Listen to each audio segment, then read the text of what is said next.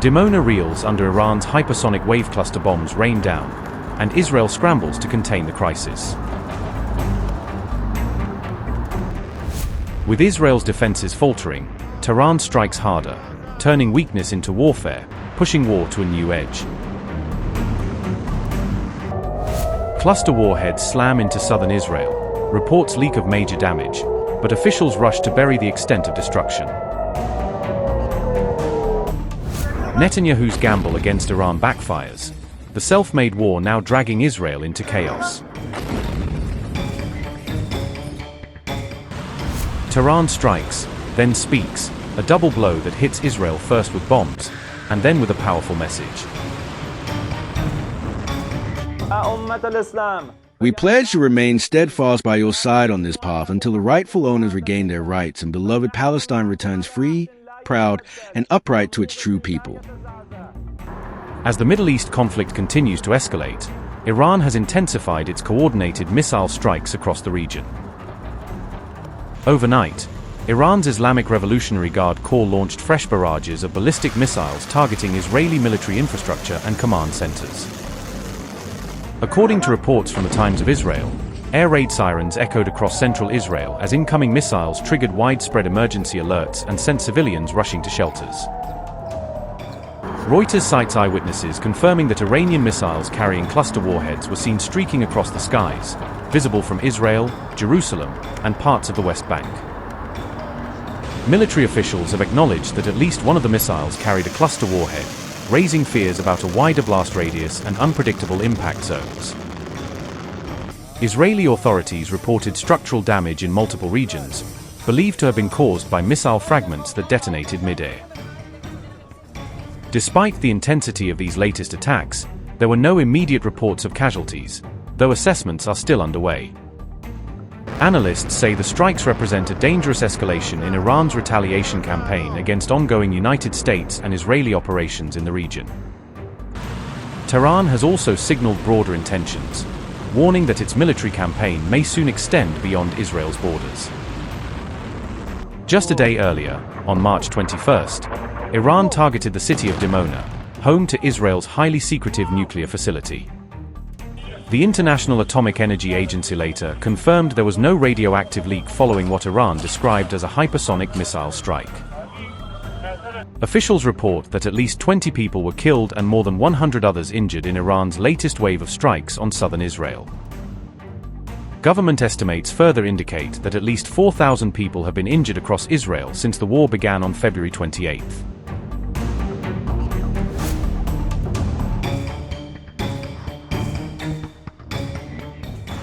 Iran has expanded its offensive beyond Israel, launching a new wave of strikes targeting US-linked military assets across the Persian Gulf. Among the major targets was the Prince Sultan Air Base in Saudi Arabia, a critical hub for American and coalition operations in the region. According to regional defense sources, Saudi air defenses intercepted multiple incoming missiles aimed at the base, underscoring the growing vulnerability of US positions amid this widening conflict. The attack on Saudi territory marks the 75th wave of Iran's Operation True Promise 4, a sustained IRGC campaign aimed at disrupting US and allied military infrastructure across the Middle East. IRGC's statement read, and I quote, "The 75th wave of Operation Sadek 4 was carried out with the code name O Fatima A. El-Zahra, and in the name and memory of the martyrs, General Ali Mohammed Nini, the martyred spokesman for the IRGC, and Hojjatul Islam Khatib, the martyred Minister of Intelligence, against Zionist and American targets." In this wave, based on the identification carried out by the operational intelligence units, new military deployment locations and hiding places of Zionist soldiers in various parts of the occupied territories were targeted. Prince Sultan Air Base in Al-Kaj, which is one of the main locations of deployment and air operations of the American aggressors against Iran, was also targeted with ballistic missiles. The IRGC warns the Zionist and American terrorist soldiers that they are fully under the surveillance of the IRGC's operational intelligence units and that their hiding in towns, like they're hiding in a town in Arad, will not save their lives due to the intelligence superiority of the IRGC. Unquote. Previous Iranian missile strikes had already caused significant damage to US military equipment stationed at bases across the region, according to early assessments. Tehran has now warned that it will target any country hosting American forces or providing support for operations carried out against Iranian territory. With repeated missile exchanges between Iran, Israel, and US positions, the conflict shows no sign of slowing, fueling global fears of a deepening regional war with worldwide repercussions. Amid this intensifying battle, Iran released a new message directed to Muslims around the world, framing the confrontation as a defining moment for unity against what it calls Western aggression. Bismillahir-Rahmanir-Rahim. To our Muslim brothers in the region, and to our beloved ones in the land of Palestine, and especially to steadfast Gaza, we address you today from the Islamic Republic of Iran with a sincere word that comes from the heart, a word of loyalty, affection, and brotherhood. The Islamic nation and the cause of the Palestinian people have always lived deep within the conscience of the Muslim Iranian people. From the earliest days of the victory of our revolution, the name of Palestine has been engraved in our souls, a nation that will not fall into servitude and a people whose trials will never break their spirit. We tell you this. Today we do not fight merely in defense of ourselves, nor solely in vengeance for our martyrs, but also in defense of the oppressed among the Islamic Ummah, of the Palestinian people and their martyrs, whose struggle is firmly rooted and deeply intertwined with ours. Palestine has never been the cause of a single people. It was, is, and will forever remain the cause of dignity, justice, and truth, the cause of the entire Islamic nation. O nation of Islam, O people of Palestine, do not think that you stand alone in this field. We are with you, bound by a covenant that does not change and a resolve that does not waver. You are the people of return and dignity, a people who know how to endure, how to stand firm, and how to preserve their right generation after generation.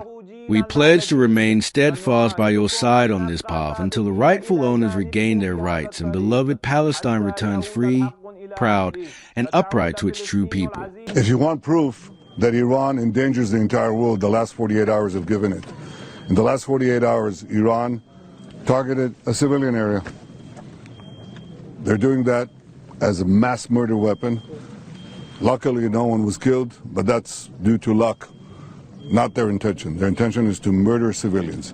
Second, they fired on Jerusalem right next to the holy sites of the three monotheistic faiths, the Western Wall, the Church of the Holy Sepulchre, and the Al-Aqsa Mosque. And by dint of a miracle, again, none of them were hurt. But they were targeting the holy sites of the three major monotheistic religions. Third, they fired an intercontinental ballistic missile on Diego Garcia. That's 4,000 kilometers. I've been warning all the time. They have now the capacity to reach deep into Europe. They already have fired on a European country, Cyprus. They are putting everyone in their sights. And fourth, they're stopping a maritime international route, energy route, and trying to blackmail the entire world. What more proof do you need that this regime that threatens the entire world has to be stopped? Israel and the United States are working together for the entire world. And it's time to see the leaders of the rest of the countries join up. I'm happy to say that I can see some of them beginning to move in that direction, but more is needed. President Trump's call to have the international community confront this terrorist fanatic regime of zealots, that is a call not only for the security of America and the security of Israel, it's for the security of the entire world. And it's time for them to act. We're responding with great force, but not on civilians. We're going after the regime. We're going after the IRGC, this criminal gang, and we're going after them personally, their leaders, their installations, their economic assets. We're going after them very strong. Well, we've defined two clear goals. One is to break completely their nuclear program, break completely their missile program, break completely their capacity to produce the components for both of these programs. We're well on our way on achieving it.